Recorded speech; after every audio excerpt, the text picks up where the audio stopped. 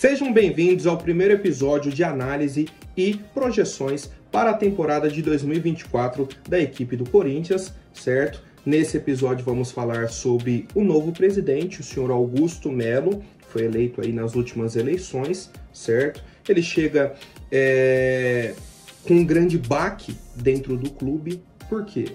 Tínhamos há 16 anos um grupo político comandando o Corinthians, em torno de eleições e tudo mais, né? O mesmo grupo vinha comandando, eleição após eleição eles eram eleitos e vinham comandando, e aí o Augusto Melo entra como oposição, vence as eleições e assume agora o comando do Esporte Clube Corinthians Paulista, certo? Então vou apresentar quem é o Augusto, quais foram as principais propostas, né? As promessas dele aí durante a campanha e o que já foi feito à frente do clube, certo? Então, Augusto Melo tem 59 anos, paranaense, certo? Mas viveu aí boa parte da vida dele já na Zona Leste de São Paulo, região aí do Corinthians, tá? Tem 40 anos como sócio do clube, então é um cara que conhece bastante do Corinthians e tudo mais. Foi eleito conselheiro por 2 vezes, que é o necessário aí para concorrer às eleições. Concorreu às eleições de 2020, época ainda de pandemia e tudo mais, contra o Duílio Monteiro Alves. O Duílio venceu por 140 votos a mais que o Augusto, né? Então foi uma eleição assim bem concorrida, bem afunilada. O Duílio teve a gestão 2021, 2022, 2023. No final do ano passado, em 2023, tivemos novas eleições. O André Luiz Oliveira contra o Augusto Melo. E aí o Augusto, com 66% dos votos, foi eleito o novo presidente do Corinthians, certo? Com essa promessa de realmente tirar o grupo político, que era a Renovação e Transparência, que estava no comando do clube há 16 anos, e trazer uma nova gestão, certo? A Renovação e Transparência estava marcada pelas polêmicas, pelo insucesso nessa reta final e principalmente, pela grande dívida do Corinthians nesse momento. Uma dívida de mais de R$1 bilhão. Então a promessa do Augusto era colocar o Corinthians nos eixos. Trazer a parte financeira, melhorar o clube, trazer um novo time competitivo, certo? Reformular o elenco. Era uma mudança assim, ó, drástica. Por isso que eu falei da questão ali do baque. Essa vitória do Augusto nas eleições representava um baque, né, uma grande mudança no rumo do Corinthians. E aí, vamos analisar o que foi feito, o que deixou de ser feito, o que ainda pode ser feito na situação do Corinthians nesse ano, né, de 2024. Bom, uma das primeiras promessas do Augusto, certo, foi a questão da reformulação no elenco. A saída de muitos jogadores, né, uma limpa no elenco, e a contratação ali de 10 a 12 reforços. E tivemos essas contratações, tá? Inclusive vamos falar desses nomes nos episódios 2 e 3, né? Episódio 2, quem saiu do clube, e uma análise sobre esses nomes. Episódio 3, quem chegou ao clube, certo? Então, nos próximos episódios teremos essa atualização. Mas, um ponto importante, ele realmente fez essa reformulação que foi prometida. Os jogadores aqui que estão com a idade estourada e tudo mais, que já passaram, né, encerraram o ciclo dentro do clube, não tem mais aquela gana e tudo mais, então vão deixar o clube e traremos novos jogadores, certo? A próxima promessa do Augusto foi sobre o executivo de futebol.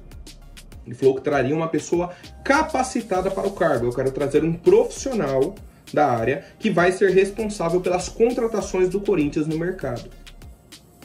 E aí já temos um ponto de divergência. O Augusto foi eleito ali no final de novembro, mas só assumiu no dia 1º de janeiro.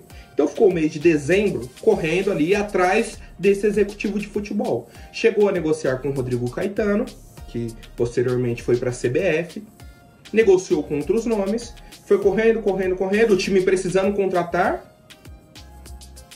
por elenco, fazer ali aquela reformulação que foi prometida. E aí quem tomou a frente das negociações foi o Rubens Machado, conhecido como Rubão, que era o diretor de futebol, um cargo estatutário. Não era o cara de mercado, o executivo de futebol. Mas o Rubão foi quem tomou a frente, fez as principais contratações. E o Corinthians só anuncia o executivo de futebol no dia 25 de janeiro, no dia da final da Copinha. Chega o Fabinho Soldado, um profissional que não havia executado essa função no Flamengo, que era o ex-clube, né, onde ele vinha trabalhando na parte de gestão. Fabinho Soldado não era executivo de futebol, mas ele chega para assumir essa função no Corinthians, pega ali a reta final de algumas negociações, né, se eu não me engano, do Mateuzinho, Gustavo Henrique, o Coronado, né, que já estava encaminhado, e por fim o Kaká. Foram essas 4 contratações principais que ele participou na reta final. Os nomes que chegaram, que foram contratados em dezembro e janeiro, o Fabinho Soldado não teve participação. Foi o Rubão. E é nesse ponto que eu já questiono outra promessa do Augusto, a de diretores capacitados. O Rubão foi esse cara que cuidou das contratações e não era para ele ter feito isso. Mas ele cuidou. Por outro lado, o Augusto foi anunciando diversas pessoas realmente capacitadas. Rosala Santoro, principalmente, para o time financeiro. O Yankee Lee para o time jurídico. O Sérgio Moura para o time de marketing. Trouxe pessoas com nome no mercado, com essa representação. O problema é, desses 3 nomes que eu citei, e aí adiciono até o nome do Rubão, nenhum deles mais faz parte da diretoria. Todos deixaram o clube. E temos aí 5 meses e meio de gestão. Certo? Pela data aqui que eu estou gravando, temos 5 meses e meio de gestão apenas. E as pessoas capacitadas que ele trouxe já não estão mais na diretoria. Então isso é um ponto de alerta. Trouxe realmente pessoas capacitadas, mas as pessoas saíram por conta de...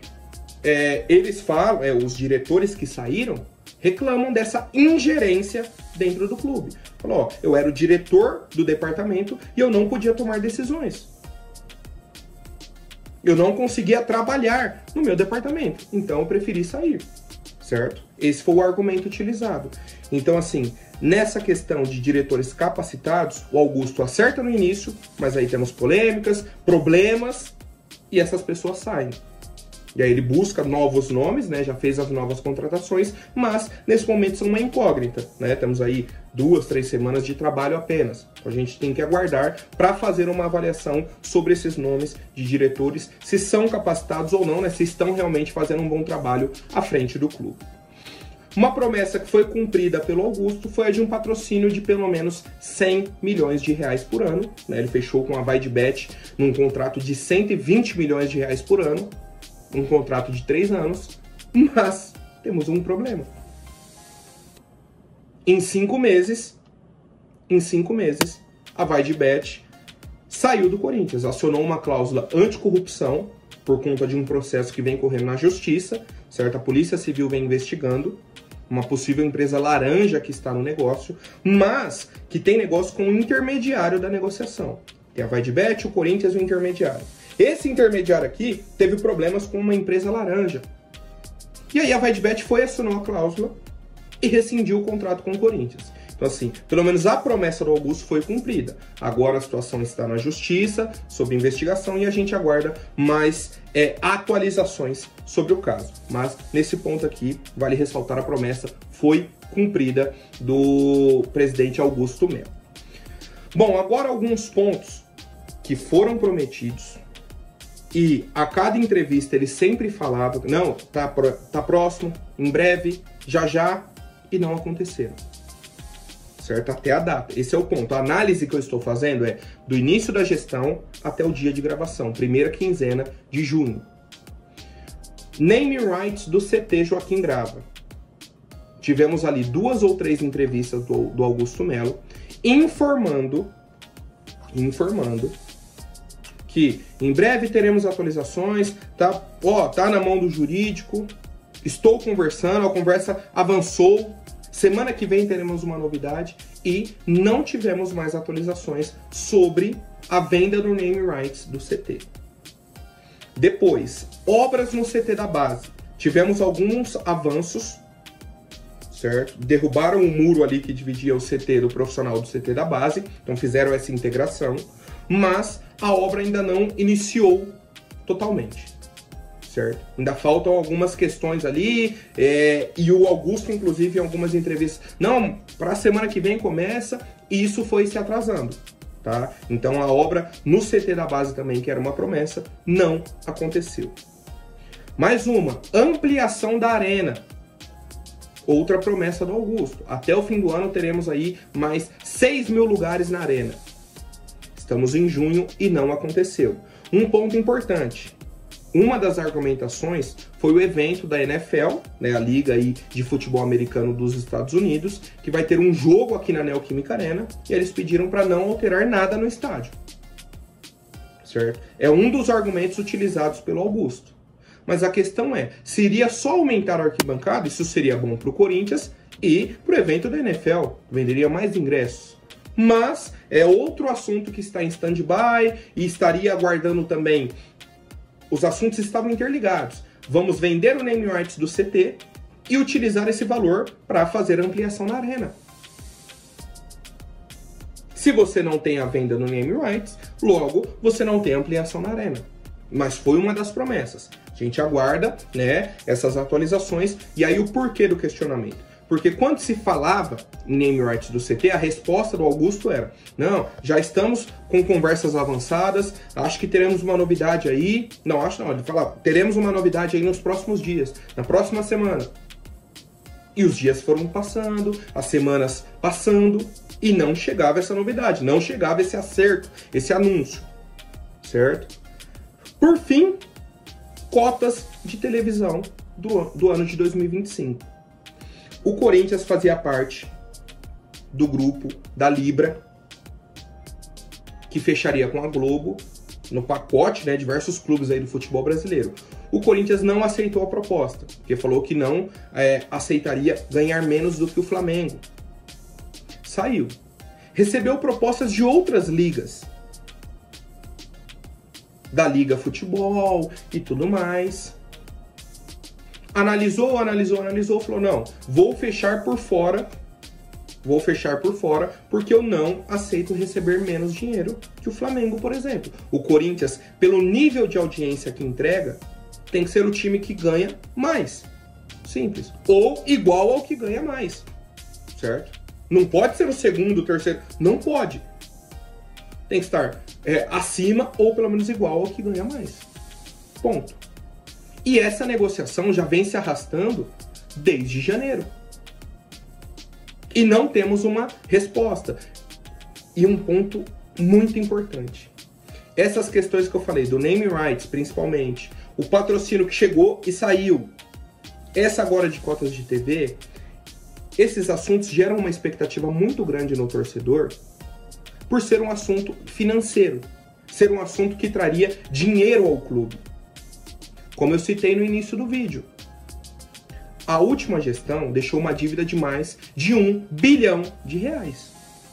Ou seja, a situação financeira do clube não é nada fácil.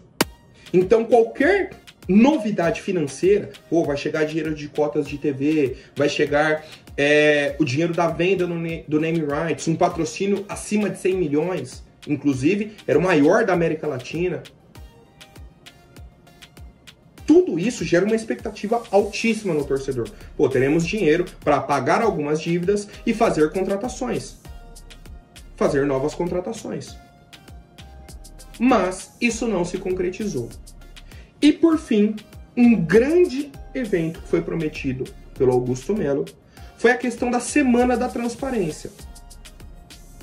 O torcedor tinha e tem muitas desconfianças sobre as últimas gestões, sobre o grupo Renovação e Transparência e o motivo do Corinthians bater 1 bilhão de dívida. E se somar com a Neoquímica a dívida da Arena, dá 1 bilhão e 600 milhões. O torcedor queria entender como que o Corinthians chega nessa dívida. Por que todo fim de ano tem o balanço financeiro e o conselho aprova o balanço financeiro e o clube só aumentando a dívida? Como que isso acontece?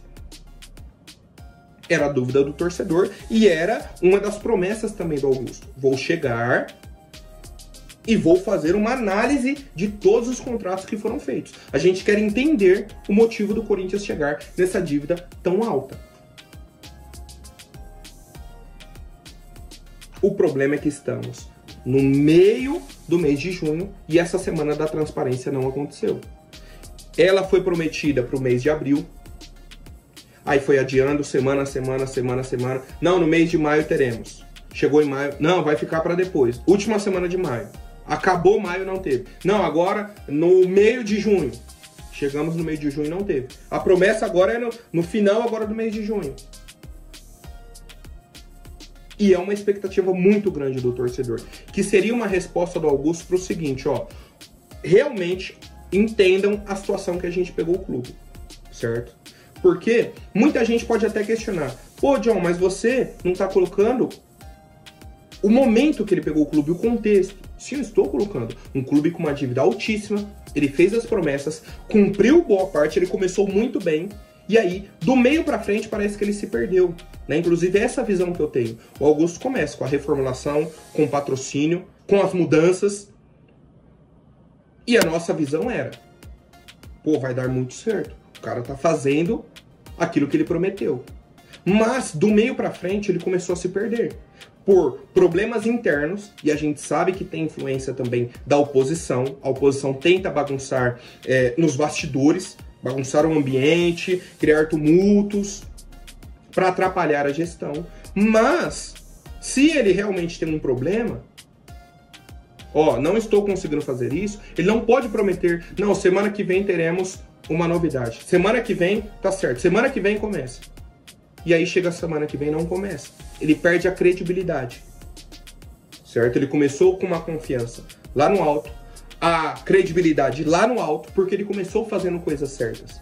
Mas a minha avaliação é que ele começou a se perder no meio dessa gestão, certo? No meio que eu falo é dentro desses 5 meses, do terceiro, quarto mês pra frente, certo? Então assim, acredito que a escolha do Augusto Melo tenha sido a melhor para o Corinthians, tendo em vista quem era a oposição nas eleições, né, o concorrente, mas temos muitos pontos de melhoria para essa gestão do Augusto Melo, certo? Quero saber a avaliação, né, dos torcedores, não só do Corinthians, como de outros clubes também, pessoal que vê de fora, tenta entender um pouco até dessas polêmicas.